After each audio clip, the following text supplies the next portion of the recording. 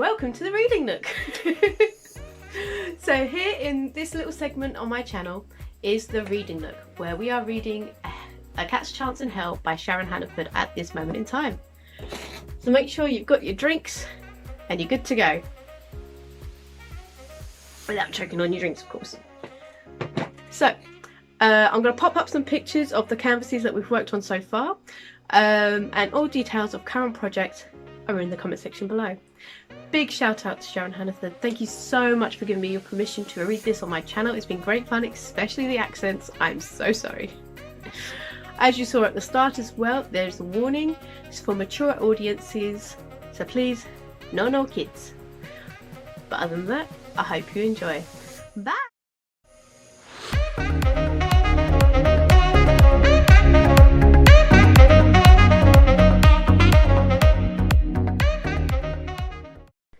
Chapter 18. No, thought Julius desperately. This can't be it. This isn't right. It's not the same as the vision.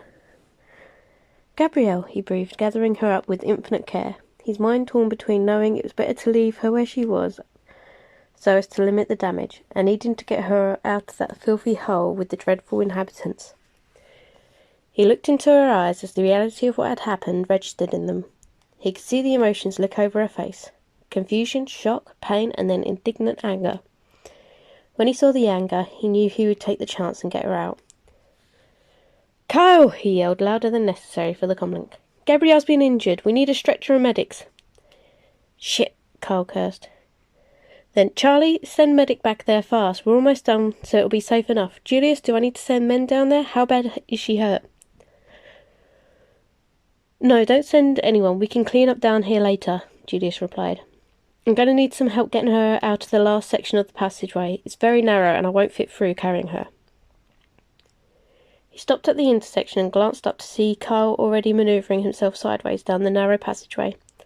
Alexander was at the top of the staircase, peering down into the gloom. Gabby was lying quietly in his arms, but he could feel the tension in her body as she braced herself against the pain. One hand clenched around the offending shard of the wood. He was thankful that she knew enough about penetrating injuries not to try and pull the stake out. Carl slowed, and worry filled his eyes as he got close enough to scent the blood and see the stake protruding from her bloodied fingers.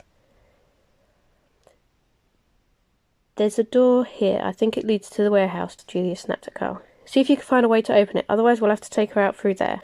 He nodded back down the tight space behind Carl.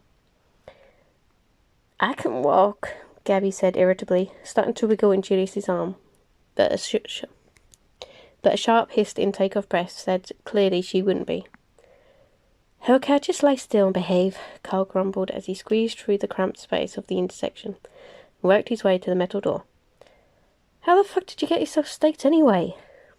The surface of his tone was mildly admonishing and slightly exacerbated, but Julius could hear the genuine concern underlying his teasing. Gabby flicked him the bird with her free hand, knowing he would see it even in the gloom.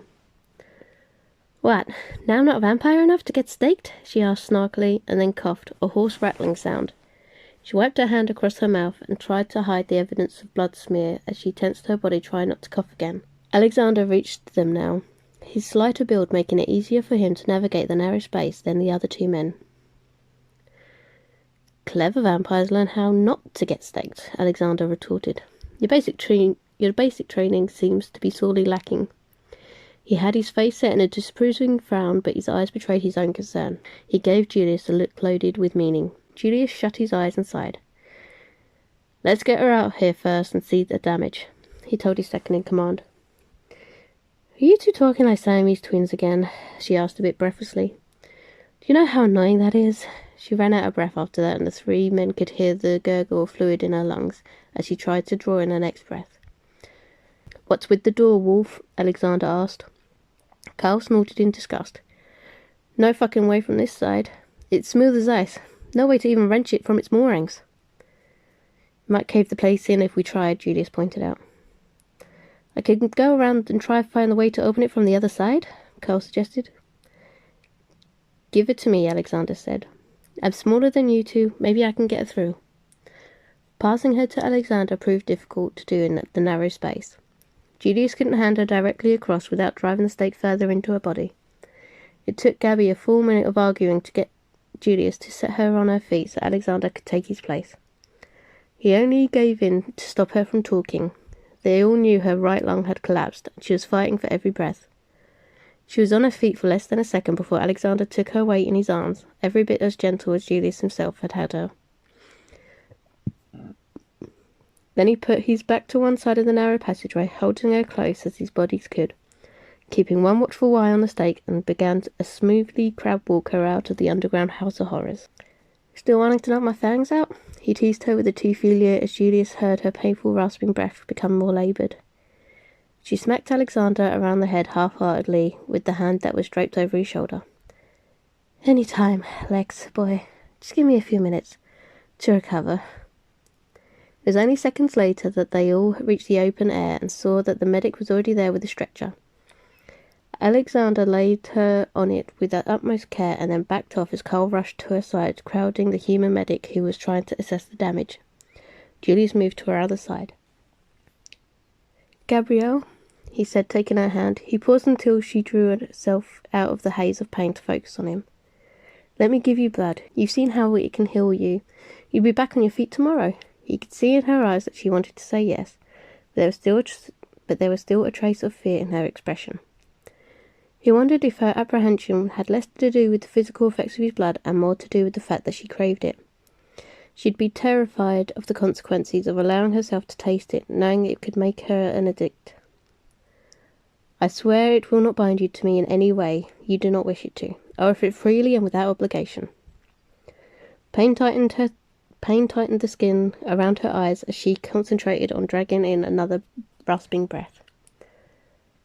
"I'm not sure," she said, shaking her head. "Can't think clearly." The loss of blood and oxygen was starting to affect her. Her hand felt cold in his. "Gabby," the medic interrupted, "I really need to get you to the hospital. You need to go directly into surgery." He looked a little wide-eyed at the group of vampires surrounding them and edged closer to Kyle. "I'm sorry, but I have to move her now." He made a gesture to get the vampires to move out of his way and looked to Kyle for help.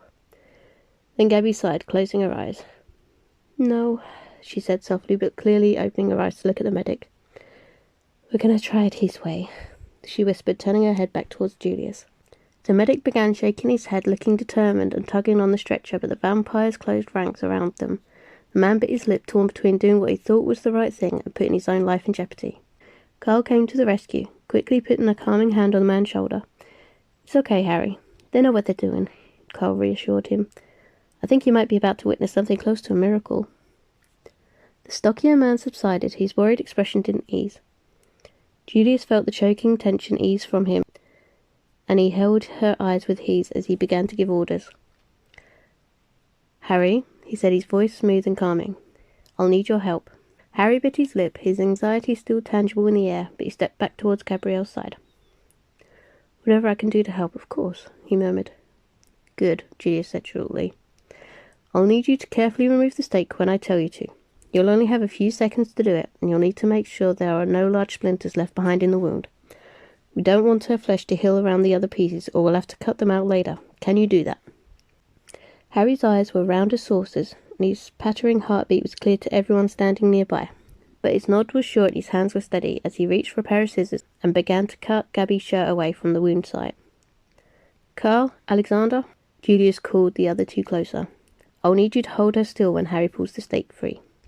They moved to either side of the narrow stretcher. Carl opposite Julius near Gabby's shoulder, and Alexander next to Julius near her thighs. They nodded they were both ready. Julius pulled a small switchblade from one of his pockets and bent close to Gabby. "I'm sorry, Leah. This is going to hurt," he murmured in a tight voice. Then he dug the blade into the flesh just at the base of his thumb and sliced deeply, through flesh and vein and tendon. As the blood welled up, and as bright red as any human's, he crouched down to her eye level and held his hand to her lips. He used his free hand to turn her head in towards his bleeding palm, cupping the side of her face with his fingers, shielding her from seeing what Harry was doing, holding her jade-green eyes captive with his own.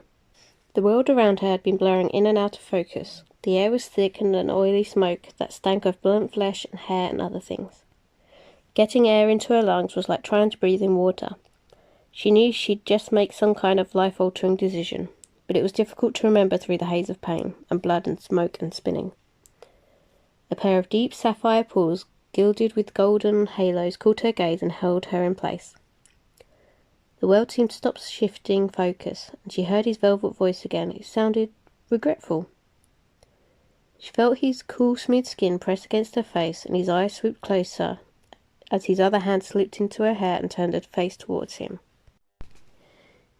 She found herself wondering who Leah was and why she was going to her. The thought was barely formed when a cool, thick liquid touched her lips. It was delicious in scent, and she opened her mouth to lick the wetness. She closed her eyes in relief. It was intoxicating, heavenly. It chased all the pain and anxiety. She suckled, trying to draw more of the liquid into her mouth. She heard her voice and opened her eyes again. The beautiful face surrounding the sapphire pools gave a slight nod, and her world exploded in pain. There was a horrible, ripping, tearing agony in her side. She closed her eyes and tried to scream, tried to twist away from the torture, tried to find a way to end the pain. Firm bands held her in place, some cool, some warm, and a gentle voice held her mouth to his hand, and the warm, sticky liquid oozing from it. Black spots and glittering specks danced in front of her closed eyelids as a calm, velvety voice spoke, trying to soothe her. She forced her eyes open, fighting the darkness, trying to pull her down. She didn't want to be drawn into the abyss, but the voice was hypnotic, encouraging her to let go, assuring her that they would take care of her. Who would take care of her? Her confused mind wandered. As the flow of liquid in her mouth slowed, she felt a tickle of annoyance, nuzzling into his flesh for more, licking at the last few smears. The pain had begun to ebb slightly, narrowing down to an aching burn in her right side. The hand was pulled gently away, but tender fingers stroked her hair and face. She could hear excited murmuring around her, could feel someone covering her with a blanket and tucking it in around her, but the mesmerizing eyes still held her. Her lids felt heavy, her body felt heavy, and the darkness pulled at her again. The worst is over, Leah. Sleep now and heal. We'll take it from here. The soothing voice told her, and in a rare moment of blind obedience, she did as she was told. When she opened her eyes, she was in a room, on a bed, under a luxurious blanket, and it was dark. It took her a few seconds to remember what had happened at the warehouse. Where was she? Had she only slept a few hours or an entire day? She had no idea. She definitely wasn't in a hospital, unless they'd started designing hospital rooms to look like something straight out of a 5-star hotel suite. As she took in her surroundings, in the flickering light of glass-fronted fireplace, she felt an eyebrow rise in reluctant appreciation of the beautiful decor in the room. The huge 4-poster bed was solid wood, and the soft furnishings and bedding were in dark masculine colours. She lay curled on her side. She faced a wall boasting a magnificent oil painting of a rearing chestnut warhorse in strong shades of red, orange and black. Large pieces of dark wood furniture filled the corners of the room, and 2 large, overstuffed armchairs sat close together near heavy velvet curtains drawn back from French doors to reveal a clear, star-studded night sky. A man sat in one of the chairs, his pose relaxed but attentive. One of his legs was propped up on a tapestried footstool, and one hand cradled a large, half-filled wine glass. He watched her with calm interest. "How are you feeling?" His voice purred, vibrating down her spine. She felt like a cat that had just been stroked in exactly the right way. But that probably wasn't what he was referring to, she thought with a suppressed smile. She breathed deep and tried an experimental stretch, bracing herself for the pain. Surprise drenched her as the stretch yielded nothing but mild stiffness. No pain at all. She threw the blanket off and pulled up the silk shirt covering her, then craned her neck to look at the site of her wound, her fingers reaching tentatively to probe the area. There was no wound at all. The area was completely healed over. Not even a scab. Just a dark pink area where new skin had formed. Her probing fingers told her the healing wasn't just skin deep. The flesh felt whole and undamaged underneath too. And completely pain-free. Not even a hint of bruising or swelling remained. And her lung, she thought worriedly, remembering that awful feeling of not being able to get enough oxygen. She drew another deep, experimental breath and felt it come easily. No fluid rattling, no need to cough. She'd either been out for weeks or something miraculous had happened. The blood seems to have had the desired effect, Julius murmured. He'd removed his leg from the stool and sat forward, facing her, while she made her assessment, but he made no move to come any closer. I hope you'll forgive me for forcing your hand while you were confused and in pain. He looked down at his wineglass, waiting her reaction. She could feel his tension now, radiating through the room. She remembered the thick, delicious liquid she had sucked from his hand. She'd been so far gone that she hadn't even made the connection at that time. Of course, it all made sense now. She felt a lazy smile turn up in the corners of her mouth as she settled back onto the mattress, propped her head up in one hand. Somehow, I think I might find it in me to forgive you for that one, she said absently, rubbing her other hand over her newly healed flesh. The same languorous, sensual lethargy that had affected her the first time she tasted Julius' blood cocooned her now. A strange, urgent need welled up inside her, and she realized she wanted him closer to her. Why don't you come over here? She asked him casually, patting the space on the bed in front of her. By the scent in here, this must be your bed. Julius paused for a heartbeat before answering. I don't think that would be a good idea right now. The flames in the fireplace suddenly surged brighter as though hit by a blast of oxygen, and in that brief surge of amber light, Gabby saw Julius's eyes flare with his own dark flame. He quickly dropped his gaze from hers and turned his head to stare out into the night.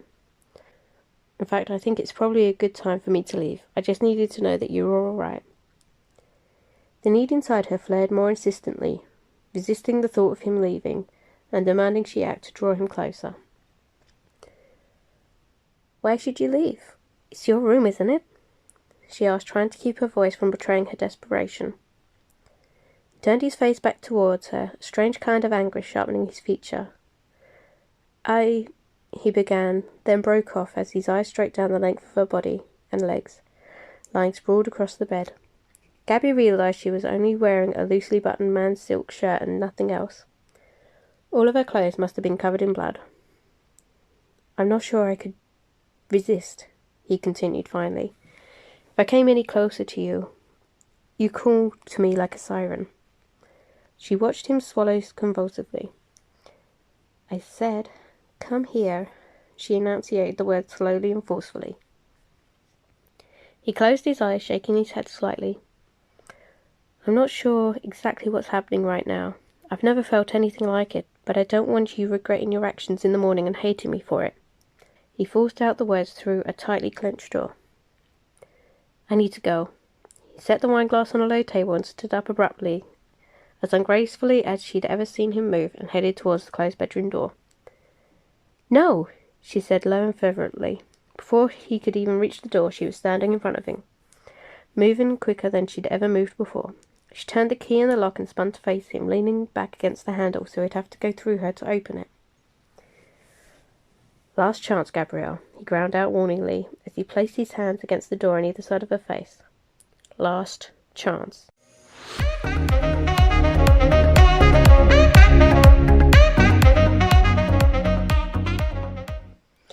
Gabby wasn't sure how much later it was that she felt him move away from her and rise from the bed. She followed his movements with her eyes, though her heartbeat had slowed to a steady canter and her breathing was almost normal. She couldn't seem to make her body or limbs respond to commands. Not that she felt any pressing need to be anywhere else, but she probably could have done with a trip to the bathroom. He moved to the curtains, pausing in front of the gently lightening skyline before pulling down a blind and drawing the curtains closed. Sunrise couldn't be far off, she thought idly. He turned towards her again, his pale, perfect body catching the dying light from the fire and making things clench low in her core when she thought she couldn't possibly have it in her to feel like that again for at least a decade. Something in his expression cut through her post-orgasmic haze and made her frown. What is it, Julius? She asked, trying to keep the worry out of her voice. He was as still as a glorious marble statue, and then finally said in a voice barely a whisper, I think I should go and find another room. As she opened her mouth to protest, he continued, I'll sleep in during the day. He paused, searching for the right words. well, it could be rather disconcerting for someone who's not accustomed to seeing it. I don't want to make you uncomfortable. She blinked slowly, still fighting the languor that threatened to overtake her mind and body. "Come here," she said in a voice that brooked no argument. "This is your room, in your house. If I'm uncomfortable, I will leave, but at this moment in time, I have no intention of going anywhere, even if my body would listen to a single command I gave it." Then she rolled over and stretched, making space on the bed behind her and patting it. His eyes showed his doubt, but he obeyed and slid back into the bed with her, scooping her up in his arms to hold her close against him and pulling the blankets over them both. She sighed contentedly and then snuggled against him, and then suddenly stiffened. "I do have a question for you, though," she said in a slightly indignant tone. His body stilled, waiting. "Who the hell is Leia?" She demanded, her tongue tripping over the unfamiliar pronunciation. She felt his chest muscles move in a slight chuckle and laid a cool kiss on her shoulder. "You are, my dear Gabrielle," he said in his velvet purr. "Leia is a Latin word. It means lioness." She relaxed again with a soft snort, and then let sleep drag her down into its blissful depths. See you next time. Bye, guys.